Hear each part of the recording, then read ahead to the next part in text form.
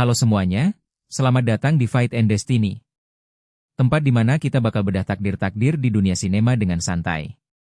Hari ini kita bakal bahas film A Beautiful Mind tahun 2001. Film ini diangkat dari kisah nyata seorang jenius matematika bernama John Nash. Berbekal kecerdasan luar biasa, ia berhasil menciptakan teori yang mengubah dunia dan mengantarkannya meraih penghargaan paling bergengsi. Namun, perjalanan menuju puncak ternyata jauh lebih berat dari yang dibayangkan. Film dimulai pada akhir tahun 1940-an, ketika John Nash diterima di Universitas Princeton. Sejak pertama datang, John sudah terlihat berbeda dibanding mahasiswa lain. Ia tidak suka berpesta. Tidak pandai berbasa-basi. Bahkan berbicara dengan orang lain saja terasa canggung. Sementara teman-temannya sibuk mengikuti kuliah dan mengejar nilai terbaik. John justru memiliki obsesi lain. Ia ingin menemukan sebuah ide yang benar-benar orisinal. Baginya, belajar dari buku saja tidak cukup. Kalau hanya mengulang teori orang lain, ia merasa tidak akan pernah dikenang. Hari demi hari berlalu. Semua mahasiswa mulai menghasilkan penelitian. Namun John justru mengalami kebuntuan. Ia menghabiskan waktu berjam-jam menatap jendela. Menulis rumus. Lalu merobek kertasnya sendiri. Semakin lama, tekanan itu semakin besar.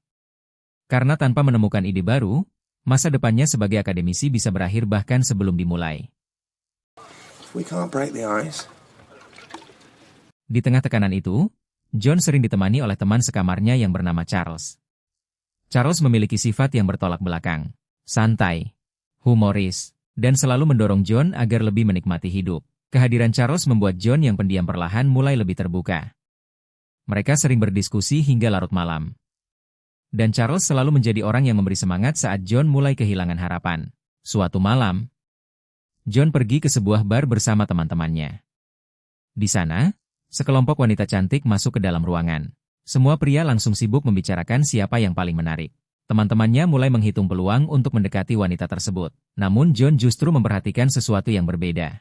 Menurutnya, kalau semua orang mengejar wanita yang paling cantik, kemungkinan besar semuanya akan gagal. Sebaliknya, jika mereka membagi pilihan secara lebih cerdas, semua orang justru memiliki peluang lebih besar untuk berhasil. Dari pemikiran sederhana itulah, lahir sebuah konsep yang nantinya dikenal sebagai Nash Equilibrium. Penelitian John akhirnya menarik perhatian banyak dosen. Ia lulus dari Princeton dan mendapat kesempatan mengajar di MIT. Di sana, namanya mulai dikenal sebagai salah satu matematikawan muda paling berbakat.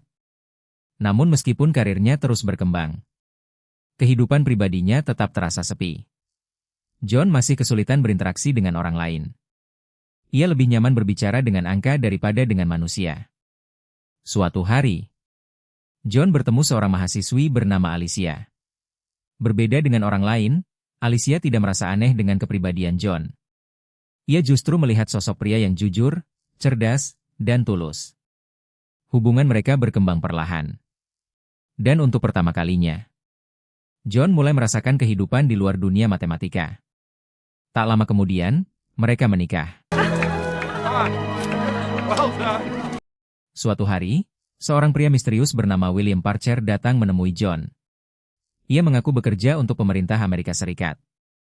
Menurut Parcher, dunia sedang berada dalam ancaman besar. Musuh-musuh Amerika menyembunyikan kode rahasia di berbagai surat kabar dan majalah. Dan hanya orang dengan kecerdasan seperti John yang mampu memecahkannya. Merasa sedang menjalankan tugas penting untuk negaranya. John pun menerima tawaran tersebut. Tanpa ia sadari, keputusan itu akan mengubah hidupnya. Sejak menerima tugas dari William Parcher, hidup John Nash berubah drastis. Hampir setiap hari ia mengumpulkan koran, majalah, dan berbagai dokumen. Ia duduk berjam-jam di ruang kerjanya. Mencari pola. Menghubungkan angka. Melingkari huruf-huruf tertentu. Menurut John, semua itu adalah pesan rahasia yang dikirim musuh Amerika. Semakin banyak ia mencari, semakin yakin pula ia bahwa dirinya sedang menyelamatkan dunia. Tak lama kemudian, Parcher memberikan tugas yang lebih berbahaya. John diminta memasukkan dokumen-dokumen rahasia ke sebuah kotak surat tersembunyi. Ia percaya setiap langkahnya sedang diawasi. Bahkan setiap mobil yang melintas terasa seperti sedang membuntutinya. Setiap suara membuatnya waspada. Rasa takut perlahan menguasai pikirannya. Namun bagi John, semua itu terasa sangat nyata. Di sisi lain, Alicia mulai menyadari ada sesuatu yang aneh. Suaminya sering pulang larut malam. Sulit diajak berbicara. Tatapannya kosong. Kadang ia menghilang tanpa alasan yang jelas. Saat ditanya apa yang sedang terjadi, John hanya menjawab bahwa semua ini adalah rahasia negara.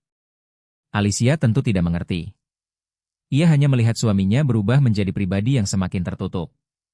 Suatu hari, ketika sedang mengajar di kampus, John merasa seseorang sedang mengejarnya. Ia panik. Berlari keluar gedung. Namun beberapa pria berhasil menangkapnya. John mengira dirinya diculik oleh agen musuh.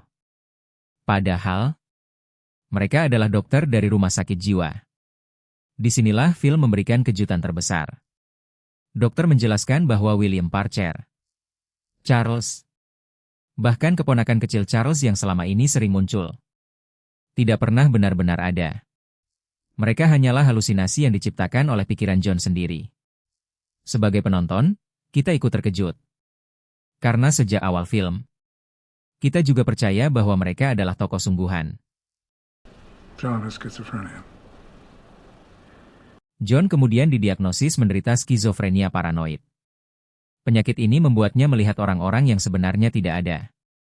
Mendengar suara-suara yang tidak didengar orang lain. Dan mempercayai berbagai hal yang sebenarnya tidak pernah terjadi. Ia mulai menjalani perawatan. Mengonsumsi obat. Bahkan sempat menjalani terapi kejut yang sangat berat.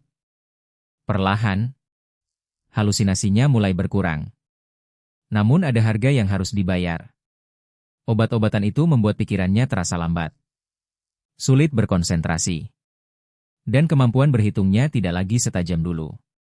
Bagi seorang matematikawan, kehilangan kemampuan berpikir adalah penderitaan yang luar biasa. John akhirnya memutuskan berhenti minum obat tanpa memberitahu siapapun. Awalnya ia merasa jauh lebih baik. Pikirannya kembali tajam. Ia bisa kembali menghitung rumus-rumus rumit. Namun tanpa disadari, halusinasi itu mulai kembali. Bahkan kali ini terasa lebih kuat daripada sebelumnya. John kembali berbicara dengan Charles. Kembali menerima perintah dari Parcher. Dan kembali yakin bahwa dirinya sedang menjalankan misi rahasia. Padahal, semua itu hanya terjadi di dalam pikirannya.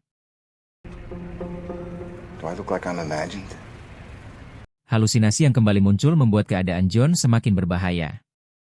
Suatu hari, ia membawa bayi dan meninggalkannya sendirian di dalam bak mandi. Bagi John, Charles sedang mengawasi bayinya. Namun bagi Alicia, tidak ada siapapun di sana. Air terus mengalir.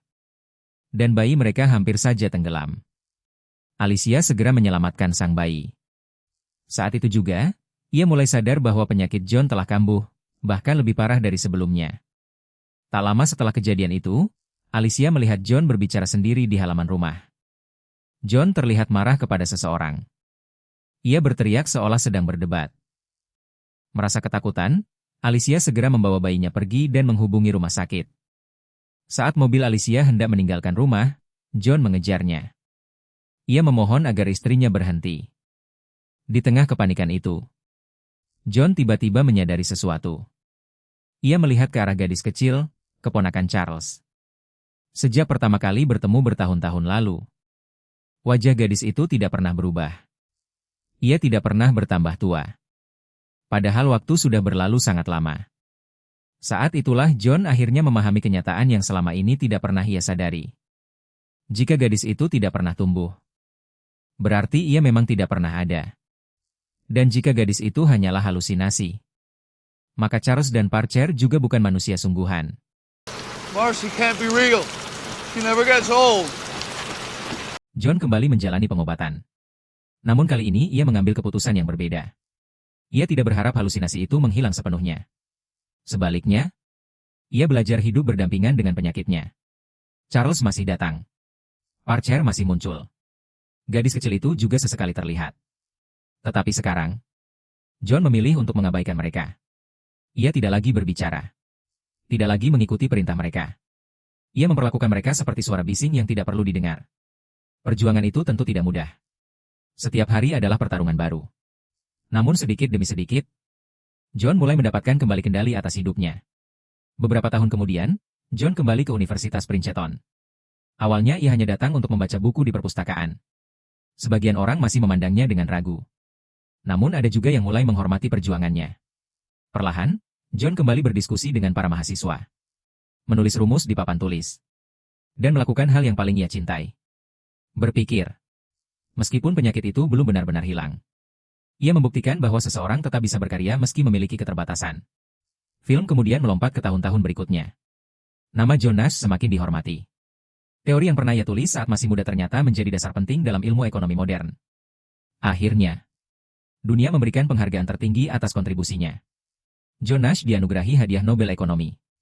Saat berdiri di podium menerima penghargaan itu, ia tidak berbicara tentang rumus atau angka. Ia justru berbicara tentang cinta. Menurutnya, di antara semua hal yang pernah ia pelajari, cintalah yang memberinya alasan untuk terus bertahan.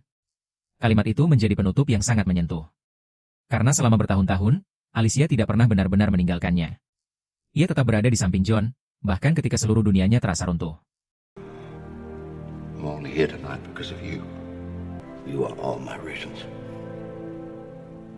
A Beautiful Mind bukan hanya film tentang seorang matematikawan jenius. Film ini adalah kisah tentang perjuangan manusia melawan dirinya sendiri. Tentang bagaimana kecerdasan yang luar biasa tidak selalu membuat hidup menjadi mudah. Dan tentang bagaimana dukungan dari orang-orang terdekat bisa menjadi kekuatan terbesar saat seseorang berada di titik terendah.